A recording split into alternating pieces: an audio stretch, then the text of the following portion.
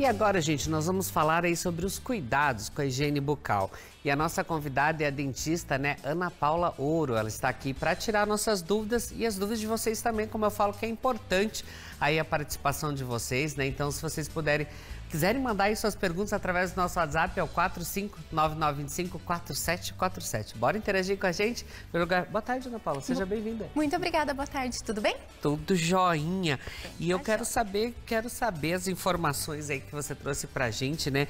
E quais que são as indicações também aí para visita periódica ao dentista também, porque a gente sempre fala que tem que cuidar dos dentes, tem que ter aquele sorrisão, mas vocês têm que se ajudar também, gente, tem que ir ao dentista, né? Justamente, a gente ouve muito, né, sobre isso, visite seu dentista regularmente, isso não fica às vezes muito claro, né, para quem está ouvindo. Mas a visita periódica ao dentista, ela é muito importante. Além da gente ver se está com cárie, se precisa fazer limpeza, né? Essas coisas que é o que as pessoas mais imaginam. Mais comuns, né? Exatamente. A gente tem uma visão ali para ver se está começando um problema gengival ou até lesões que a gente chama de cancerizáveis, né? E com a visita periódica, a gente pega tudo isso muito no começo, né? E você sempre vai estar tendo cuidado ali, aquela prevenção que a gente fala. Exatamente. Antigamente a gente falava, mas em 6 em 6 meses. Não é em 6 em 6 meses. Você pode ter visita periódica e também até para você ter um cuidado melhor. Mas eu queria que você falasse também pra gente, porque essas visitas também dependem da individualidade de cada um. De repente tem aparelho, ou de repente sentiu que machucou a gengiva também na hora de escovar. Tem todos esses detalhes também que às vezes acaba passando despercebido, né? Perfeito, exatamente isso. Eu sempre brinco assim que às vezes o que é bom para uma pessoa não é bom para o vizinho dessa pessoa, né? Então eu tenho pacientes que eu acompanho de 6 em 6 meses, de 4 em 4 meses. Tem alguns pacientes que eu gosto de ver de 3 em 3 meses, né? E assim a gente vai colocando de acordo com as necessidades de cada um dos pacientes e dos motivos que me levaram a pedir para retornar naqueles X meses, né?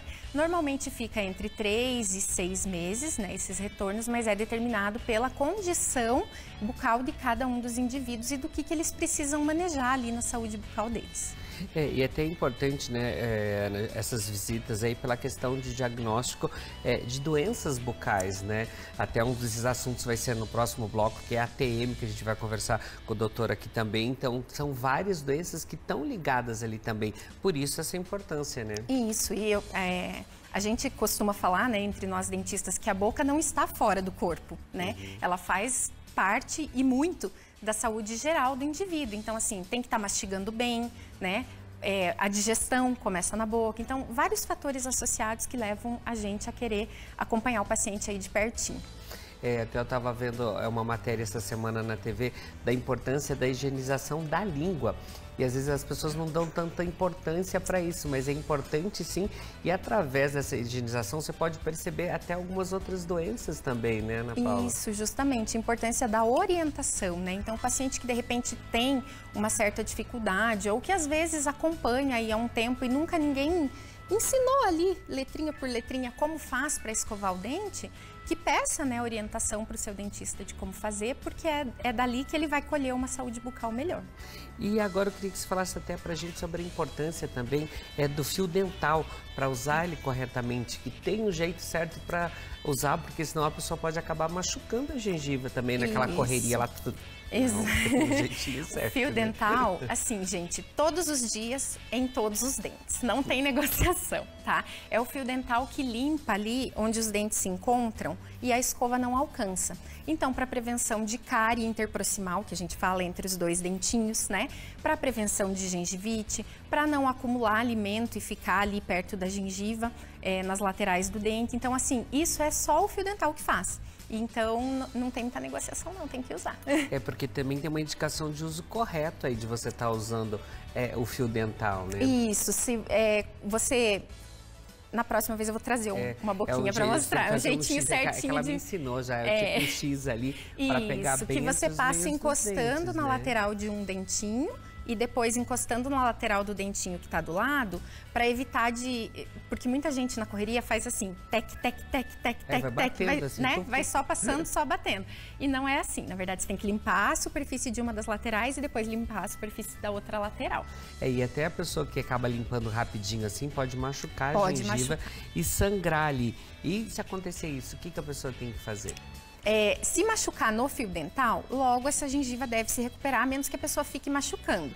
Mas é um assunto bem importante de falar, que algumas pessoas têm sangramento gengival ao uso do fio dental sem ter machucado. Tipo assim, eu vou passar o fio dental, sangrou. Amanhã eu vou passar o fio dental, sangrou outra vez, né? E esse sangramento ao fio dental, ele já me acende um alerta de que alguma inflamação pode estar se instalando nessa gengiva.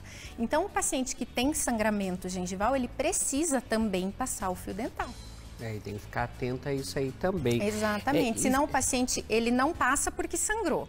Aí sangra mais porque ele não passou. E aí vai fazendo uma bolinha de neve e daí depois, quando a pessoa procura ajuda, às vezes já está com alguma coisa, uma gengivite, alguma coisa instalada. Coisa assim, né? Exatamente. E sobre as pastas de dente, qual escolher, Aliana? Porque a gente vai no mercado agora uma infinidade de sabores, cores, modelos e tal. Exatamente. Com frutas, sem valores, né? Como escolher a correta? Isso o dentista pode ajudar também? Deve ajudar. O dentista deve ajudar porque justamente, embora várias sejam muito parecidas, não são todas iguais. Então, a gente tem algumas pastas de dente que a gente indica mais relacionada a essa parte de sangramento gengival, algumas que a gente indica mais durante clareamento ou para quem tem sensibilidade, mas de uma forma geral, uma pasta de dente que seja do seu agrado e que contenha flúor é o que a pessoa deve buscar. Não precisa ser uma pasta super caríssima, não sei das quantas que ele encontrou, né? Em geral, uma pasta simples, eu digo de mercado, com flúor faz a sua função para a maioria dos casos. E casos específicos, o dentista daí precisa estar indicando o que encaixa melhor ali. Até porque tem algumas que é para gengivite, tem vários tipos ali, né? Por isso que é bom consultar o seu dentista também. Mas no caso do enxágue bucal, é legal usar sempre, usar todos os dias? O enxaguante, você diz desse diário que a gente usa para ficar com um cheirinho, um gostinho bom, enxágue bucal. Ele pode ser usado, ele pode ser feito, mas ele não no meu ver, né, uma coisa imprescindível, né? A gente sabe que uma boa escovação com fio dental, ela é suficiente na grande maioria dos casos. Mas não é uma coisa que faça mal.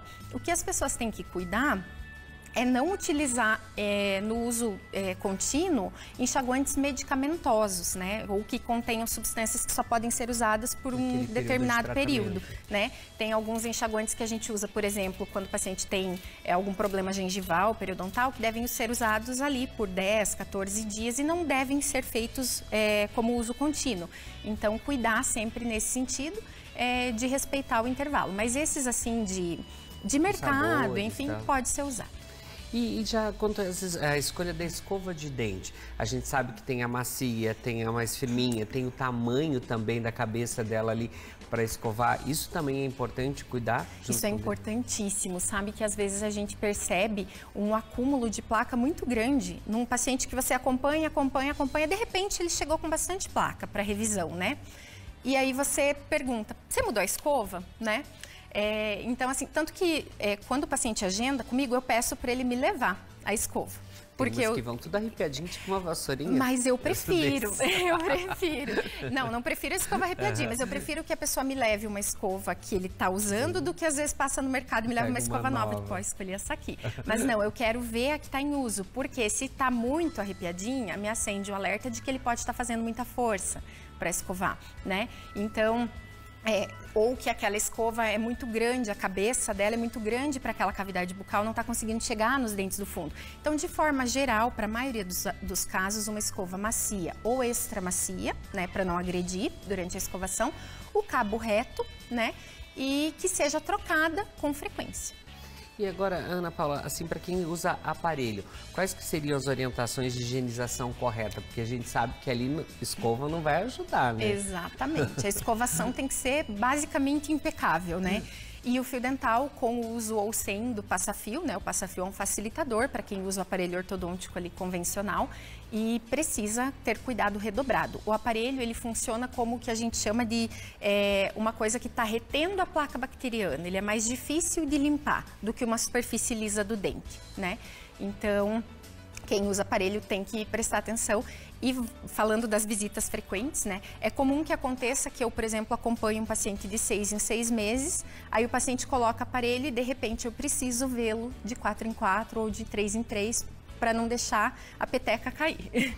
E agora já no caso de uso de prótese, quais que são as indicações sobre higienização? Porque essas também têm que ter uma higienização diferenciada, né? Sim, exatamente. O dentista, quando instala uma prótese, ou fixa, ou sobre implante, ou uma dentadura, uma ponte móvel, ele tem que orientar o paciente de qual seria a melhor forma de manter essa prótese limpa, né? Então, no caso, por exemplo, das dentaduras, a gente orienta que os pacientes durmam sem a prótese. A maioria não aceita muito bem, mas a gente orienta de outras formas também. A troca também a cada tantos anos, né, dessa prótese, porque é diferente o jeito de deixar de molho ou de limpar cada tipo de prótese, tanto das que saem da boca, né? E as que são fixas, por exemplo, restaurações indiretas ou jaquetas, vai cuidar de forma geral com escovação e fio dental, mas tem que estar sempre, né, com o alerta ali. E assim, as indicações da troca da prótese, você falou que depende também do uso, do cuidado e tal. Isso. As móveis e as fixas têm mais ou menos a mesma validade? Não, as próteses fixas, como elas são feitas normalmente ou sobre a raiz do dente ou sobre o implante, elas acabam tendo ali uma durabilidade maior. E as dentaduras e ponte móvel, não é que elas não vão durar, mas depois de 4 a 5 anos a gente orienta que troque, porque elas sofrem movimentação, né, com a mordida. Então, quem usa, né, esse tipo de prótese, dentadura, ponte móvel, sabe que às vezes você tá usando, ela começa a ficar gasta e às vezes a pessoa também nesse período aí de 4, 5 anos perde um pouco de peso, ela fica mais fácil de cair.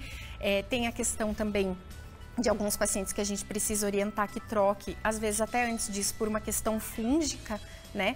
Que o céu da boca fica abafadinho ali pelo uso da dentadura. Então, as durações são diferentes, mas a dentadura e a ponte móvel a gente acaba pedindo que a cada 4 ou 5 anos o paciente esteja fazendo a troca. É isso aí, gente, mas o que é importante é você procurar o seu dentista, procurar um dentista para você tirar essas informações, viu que sangrou, viu que machucou, viu que a escova está machucando um pouquinho, algo não está certo, o importante é cuidar. Exatamente, se conhecer, né, se conhecer na normalidade para entender que tem alguma coisa diferente ali e procurar ajuda. Legal, gratidão, obrigado aí pelas dicas de hoje. Venha mais vezes, Ana Paula. Virei, obrigado. muito obrigada. Espero que vocês tenham gostado aí, né, dessas indicações nossas aí. Se você tem mais dúvida também, manda pra gente aí que a gente convida a Ana Paula novamente. Obrigado. Bom, agora eu tenho um recadinho pra você aí de casa, é isso mesmo. Como está a saúde de vocês? Estão se alimentando direitinho, gente? Daquele jeito que manda o protocolo? Não? Nem eu. Mas agora